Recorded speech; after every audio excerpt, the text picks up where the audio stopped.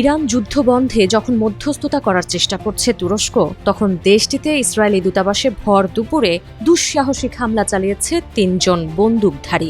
এ সময় নিরাপত্তা কর্মীদের সঙ্গে ব্যাপক গোলাগুলি হয়েছে তাদের। ১ মিনিটেরও কম সময়ে ২ ডজনেরও বেশি গুলির শব্দ পাওয়া গেছে। এ ঘটনায় হত্যা করা হয়েছে ১ বন্দুকধারীকে। বাকি ২ জনকে গ্রেপ্তার করা হয়েছে বলে জানিয়েছেন তুরস্কের স্বরাষ্ট্র মন্ত্রণালয়।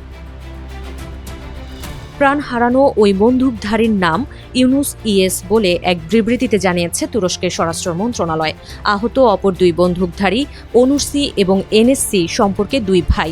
এছাড়া গুলিবিদ্ধ হয়েছেন ২ পুলিশ কর্মকর্তা। এর মধ্যে একজন পায়ে এবং অন্যজনের কানে গুলি লেগেছে, তবে তাদের কারো অবস্থাই আশঙ্কাজনক নয়। বন্দুকধারীদের ব্যাপারে বলা হয়েছে, ধর্মকে ব্যবহার করে এমন সন্ত্রাসী সংগঠনের সঙ্গে যুক্ত ছিলেন তারা, যদিও সংগঠনটির নাম প্রকাশ করেনি স্বরাষ্ট্র মন্ত্রণালয়।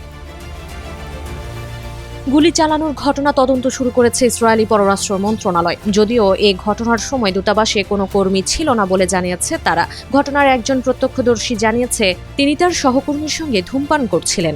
এমন সময়ে একটি গাড়িতে করে ৩ জন এসে গুলি চালানোর চেষ্টা করলে নিরাপত্তা কর্মীরা পাল্টা গুলি চালায়। এ সময় ঘনবসতিপূর্ণ এলাকাটিতে প্রচণ্ড গুলির শব্দে আশেপাশের মানুষ আতঙ্কগ্রস্ত হয়ে পড়ে।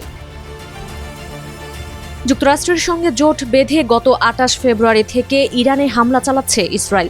এরই মধ্যে হত্যা করা হয়েছে দেশটির সর্বোচ্চ নেতা আয়াতুল্লাহ আলী খামেনি সহ বহু শীর্ষ কর্মকর্তাদের।